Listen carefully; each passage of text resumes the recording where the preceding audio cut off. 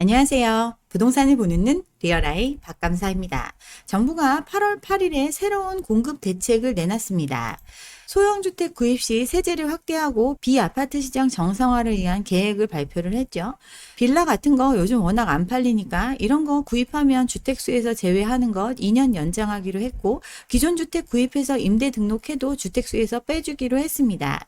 청약대 무주택 인정이 되는 비아파트 범위도 확대해가지고 분양이 안 돼서 지금 위태로운 건설사들 숨통이 트일 수 있는 조치들을 했습니다. 또 정부도 나서서 사주기로 했죠. 신축 매입 임대주택 11만 플러스 알파 가구 공급, 비아파트 공공임대, 즉 오피스텔 뭐 이런 거죠. 이런 것도 정부가 매입해서 임대주택으로 공급하겠다라는 내용을 발표를 했습니다. 구체적인 걸 살펴보면 서울 수도권에 신규 택지 발굴하겠다고 했습니다. 이거 그린벨트 풀어가지고 주택 공급 더 늘리겠다고 한 거죠. 여기에 3기 신도시 같은 경우 토지 효율성을 제고해서 추가 공급하겠다고 밝혔어요. 토지 효율성을 제고한다는 것, 즉 용적률 상향시켜가지고 더 빼곡하게 지어서 공급하겠다는 뜻입니다. 여기에 임대 관련된 사항들 있죠. 수도권 신축 11만 호 매입해서 임대 주고, 또 서울 같은 경우는 무제한 매입을 통해서 임대주택 공급하겠다고 했습니다. 임대 관련된 내용, 임대주택이 부족해서 이걸 한다기보다는 정부가 PF 시장에서 지금 힘든 상황을 겪고 있는 건설사의 물건을 사주겠다고 선언한 것과 같습니다. 또 빠른 속도로 공급하겠다고도 이야기했어요. 정비사업 지금 공사비 갈등 문제 때문에 잘 추진이 안 되고 있는데, 여기 비용 부담 덜어주기 위해서 용적률 추가로 허용해주고 의무 비율도 폐지하고 조기 착공을 할 수 있는 조치를 하겠다고 했습니다. 일기 신도시 같은 경우 빠른 사업 진행을 통해서 공급을 확대시키겠다, 이런 내용도 포함하고 있습니다. 당장 그린벨트 해제하겠다고 하고 서울시도 여기에 뜻을 같이 하겠다는 내용 발표가 됐죠. 근데 그린벨트 해제한다고 공급 부족이라고 이야기하는 이 문제 해결될 수 있을까요? 강북의 그린벨트 같은 경우는 전부 다 산이라서 별로 해제할 게 없고 강남 쪽 일부 해제시킬 수 있는데, 이거 예상 물량 8만 가구 정도 되는데 이게 득보다 실이 더 많을 수도 있다, 이런 지적들 나오고 있습니다. 그린벨트 미래 세대를 위해 남겨진 토지입니다. 또 서울 인구당 녹지 면적 이런 거 생각하면 회의적으로 보는 시각 굉장히 많이 있어요. 서울 인근에 그린벨트 해제해서 공급한다, 또 다른 개발 사업을 추진하겠다는 뜻이고 누구를 위한 조치인지 모르겠습니다. 대책의 내용을 보면 용적률 올리고 녹지 줄여가지고 물량 늘린다, 그리고 PF 시장에서 지금 문제가 되고 있는 비아파트 물량 사준다, 그리고 거래 활성화를 위해서 세제 혜택 주고 정비사업 완화시켜줘서 부동산 시장을 활성화하는 조치, 이런 내용들을 포함하고 있습니다. 공급 부족 문제 계속 강조해 왔듯이 공급은 상대적인 문제라고 했습니다. 대출의 한계 상황에서 사람들 시장으로 끌어들여서 수요를 자극하고 있으면서 또다시 공급 부족을 논하는 것, 굉장히 모순적인 상황입니다. 또 지금 사람들이 느끼는 공급 부족, 닿을 수 있는 가격의 아파트 공급이 없다는 데 있죠. 가격을 내리는 것이 공급 부족 문제를 해결할 수 있는 가장 중요한 핵심 요소이지만, 당장 가격이 떨어지고 있는 상황을 막기 위해서 수요를 자극하고 있는 정책을 하고 있으면서 이런 공급 부족을 논한다는 것, 어불성설이라고 볼 수 있어요. 공급 대책 실효적이지 않습니다. 부동산 급등기를 겪었던 문정부 시절 이미 수많은 공급 대책이 나왔습니다. 또 사전 청약, 3기 신도시, 수많은 유휴부지 개발, 이런 걸 통해서 공급을 확대하겠다고 얘기하고 지금 추진하고 있습니다. 근데 지금 그 공급 대책들 무엇이 원인이 돼서 진행이 안 되고 있죠? 부동산 시장의 불황이 원인이 돼서 원활히 이루어지지 않고 있습니다. 사전 청약 제도 얼마 전에 폐지가 됐죠.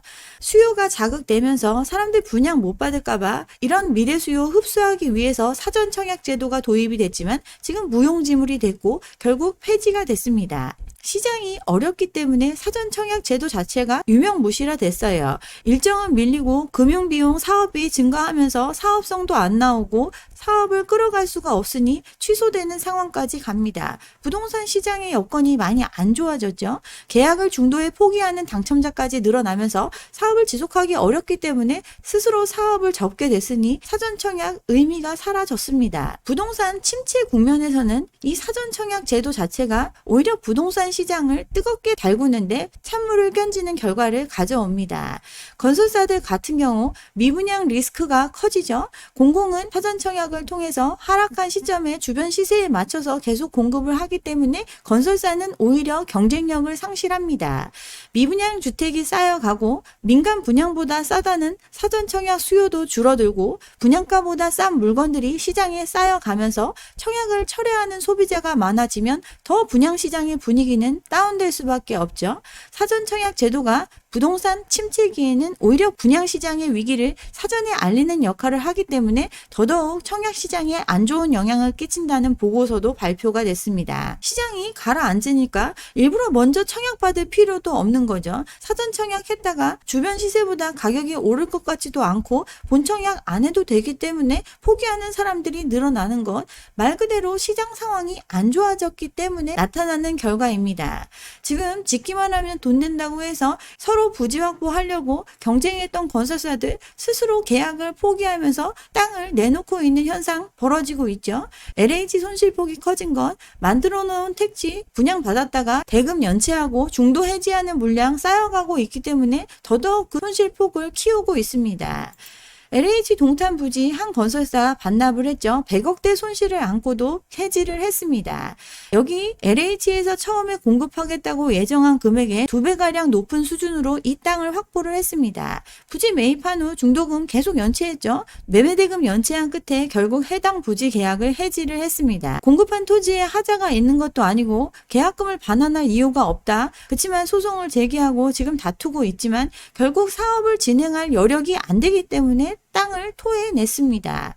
수많은 곳에서 LH 택지 계약 해지 속출하고 있습니다. 지방 같은 경우 더욱더 심각하죠. 수십억 원대의 계약금을 포기하고 사업을 접는 상황이 벌어지고 있어요. 부지를 낙찰받을 때는 공급가액보다 훨씬 더 높은 금액을 써가지고 낙찰받아 놓고 대금 납부 못하니까 해약을 하고 있죠. 금리 인상 등으로 사업이 발목에 잡히고 또 시장이 뜨거웠으니 비싸게 팔 수 있을 거다라는 믿음에 일단 부지를 확보했지만 사업이 진행되기 어려우니 사전 청약의 문제가 아니라 사업 추진 자체를 못하고 포기하는 경우가 늘어나고 있습니다. 사전 청약 폐지되고 이런 특약 다 사라져서 건설사들 부담이 없지만 참여 건설사가 없어서 유찰되는 아파트 부지 넘쳐나고 있어요. PF 대출 중단, 고금리 상황 등을 고려해서 파격적인 금융 조건을 주는데도 아무도 참여하지 않고 있습니다. 지금 전 정부 때 공급 대책이 원활하게 이루어지지 못하고 있는 이유, 사업을 진행했다가 다 팔릴 수 있는 시장이 아니라는 판단 때문에 스스로 사업을 접고 있기 때문에 벌어지고 있습니다. 공급의 문제가 아니라 돈이 없기 때문에 이런 문제가 벌어지고 있어요. 2022년 거래가 사라지고 가격이 하락했던 이유, 공급이 넘쳐나서 그런 게 아니죠. 금리와 대출 규제 문제 때문에 조정이 이루어졌습니다. 현 정부는 또다시 공급 부족 이야기를 하면서 수요를 자극하고 집값 띄우기를 위한 노력들을 하고 있지만 이 부양 정책은 더더욱 상황을 안 좋게 몰아가고 있어요. PF 시장의 위기 문제, 레고랜드 사태에서 시작이 됐죠. 그 이후에 있었던 둔촌주공, 대마를 살리기 위해서 모든 규제를 철폐하고 대출도 다 풀어줬습니다. 또 정부가 보증해 가면서 제발 분양받으라고 하면서 시장을 띄웠어요. 여기에 고금리 상황, 긴축의 시대로 접어들었지만 오히려 40년, 50년 초장기 대출을 해줄 테니까 분양받으라고 독려를 했습니다. 신생아 특례 대출, 또 소득 제한 이런 거 다 풀어주면서 긴축의 상황에서도 집 사는 데는 돈을 빌려줄 테니까 시장에 들어오라고 시장을 부양한 결과 빚만 잔뜩 늘어났습니다. 여기에 시장을 더 뜨겁게 달구기 위해서 온갖 부동산 규제 완화를 같이 해냈죠. 재건축 재개발 촉진 정책을 했고 분당 등 일기 신도시 부동산 붐이 불 수 있는 규제 완화 지원책들을 앞다투어 발표를 했습니다. 현 상황 아리까리했지만 또 시장에 뛰어드는 사람들 생겨났어요. 줍줍의 200만 대 1 부동산 시장의 전반적인 침체에도 불구하고 국지적으로 뜨겁게 달아오르는 지역들이 생겨났죠.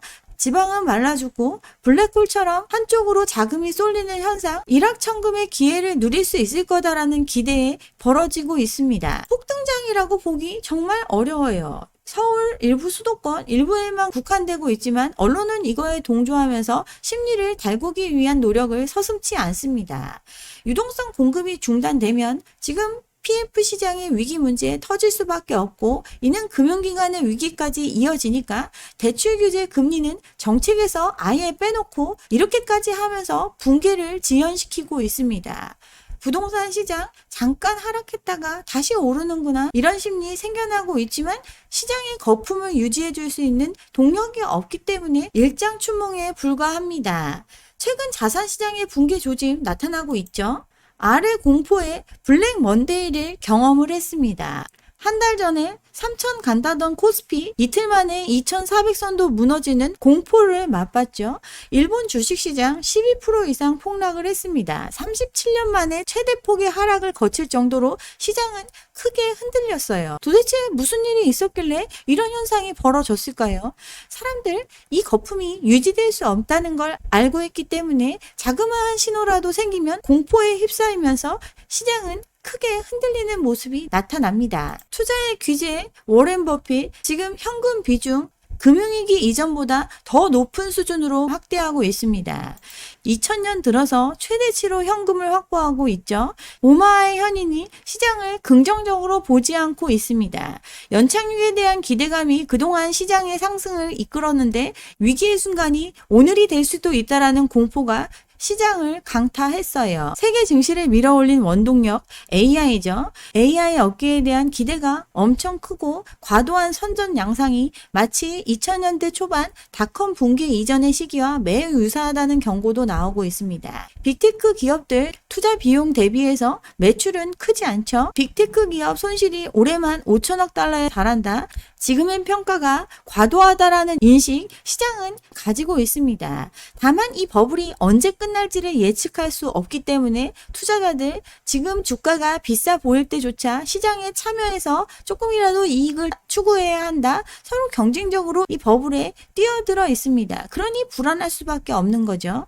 탐욕이 장악한 시장, 매수가 우세하니 가격이 올라가고 하지만 작은 충격에도 크게 흔들리는 모습이 나타납니다. 블랙 먼데이의 주요 원인이라고 이야기하는 것, 엔켈리 청산 문제였다는 얘기도 있습니다. 미국의 고용지표가 안 좋아지면서 미국 금리 인하의 시기가 앞당겨질 수 있다 이런 얘기 나오는 상황에서 일본이 금리를 올리겠다는 얘기가 나왔어요. 제로금리를 도입하고 마이너스 금리를 유지해오던 일본이 금리를 올리겠다라는 얘기, 정책금리 수준을 0.5% 이상도 갈 수 있다라는 이런 발언이 나오니 저렴한 엔을 빌려가지고 글로벌 시장에 투자했던 수많은 투자자들 공포에 휩싸이면서 매도 폭탄을 던졌어요. 이 또한 주요 폭락의 원인이 됐습니다.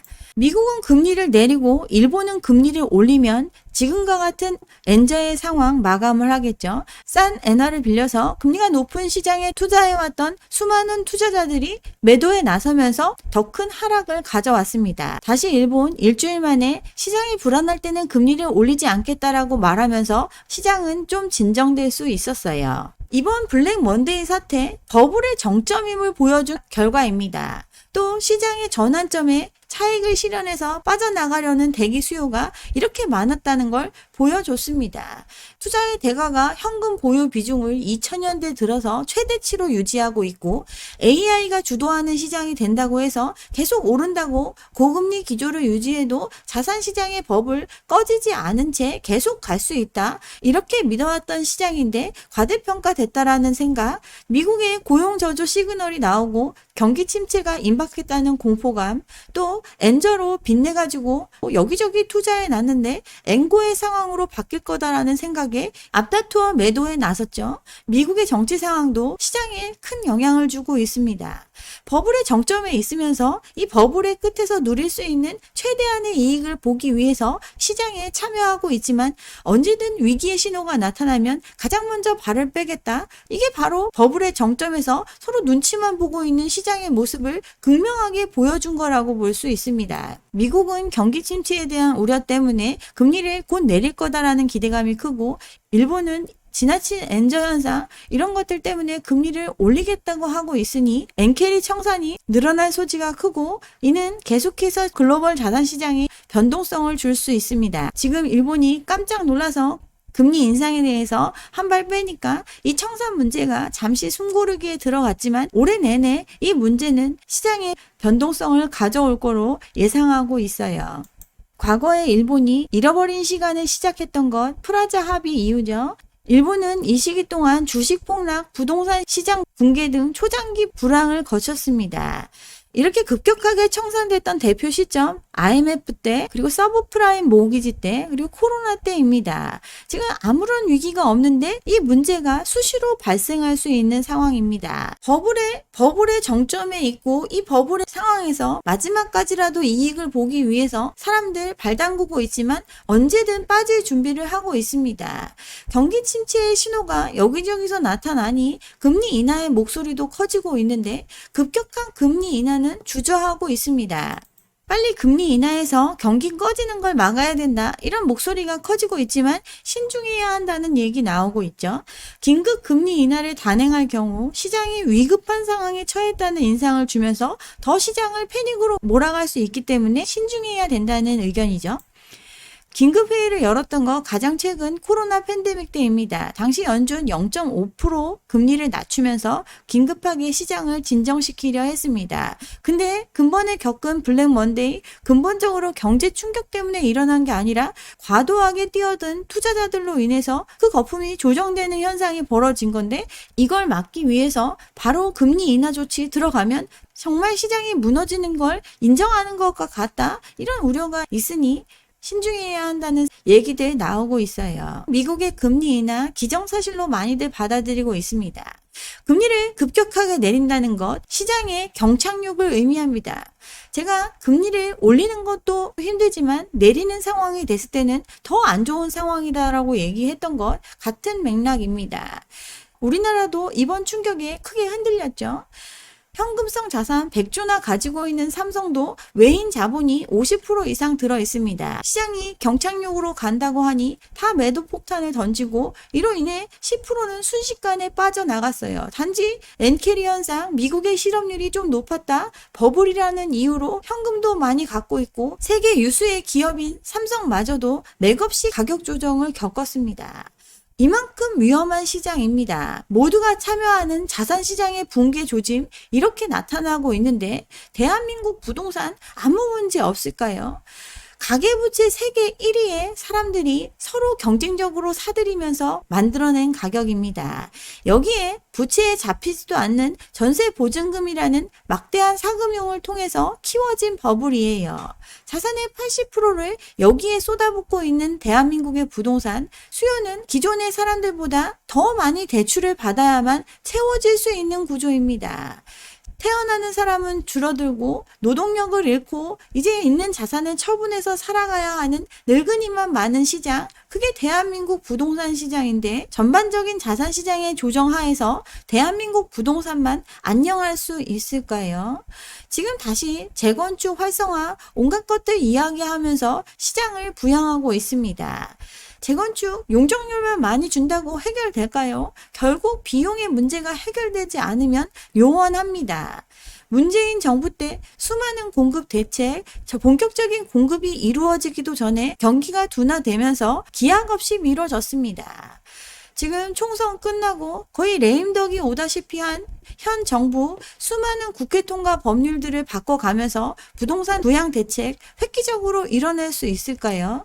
출산 정책처럼 무늬만 안정 대책이고 무늬만 공급 대책입니다. 그렇지만 이런 거 하는 이유, 내심은 시장에 대한 수요가 꺾이지 않기 위한 심리를 조장하는 데 초점이 맞춰져 있습니다. 가계부채 폭증하고 있고 GDP 대비 80% 수준까지 낮추겠다고 그렇게 얘기했던 정부, 지금 폭증하는 가계부채에도 아무런 언급도 하지 않고 있습니다.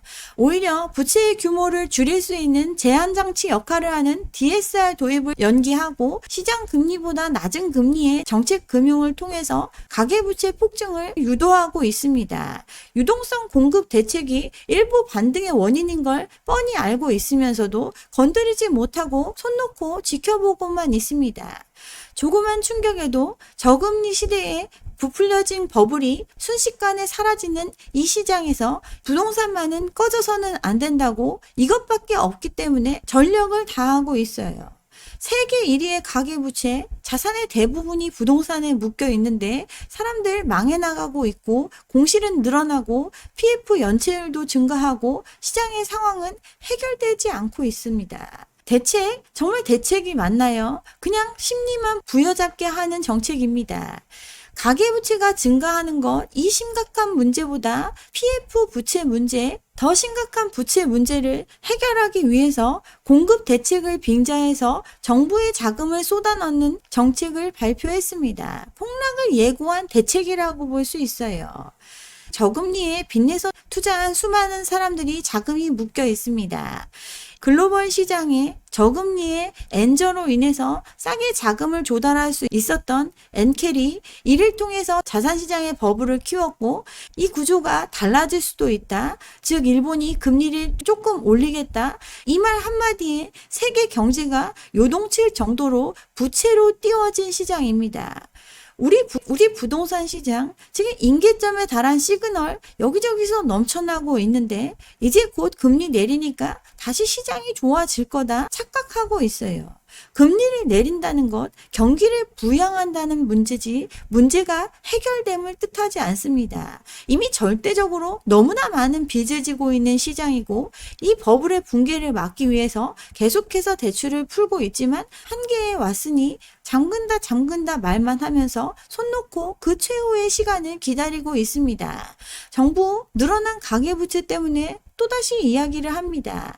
디딤돌 대출 금리 인상을 검토하겠다고, 대출 규제 강화하겠다 이런 얘기하고 있지만 사람들이 믿지 않습니다. 최근에 급증한 대출의 대부분이 정책금융으로 인해서 급증을 한 건데 이게 없으면 시장이 꺼질 게 자명하고 또 지금 상황을 유지한다고 해도 이 대가를 치를 시점이 머지 않았기에 그냥 검토하겠다 말은 하지만 아무 방법이 없습니다. 정부와 개미의 큰 착각, 금리가 인하되면 이 모든 상황이 달라질 거다라는 것, 금리가 내리기 시작하면 더 큰 어려움의 시간이 기다리고 있습니다. 네, 여기까지 오늘 준비한 내용이고요. 오늘 제 영상이 좋았다면 좋아요와 구독 잊지 마시고 다음 영상도 함께 해주시기 바랍니다. 감사합니다.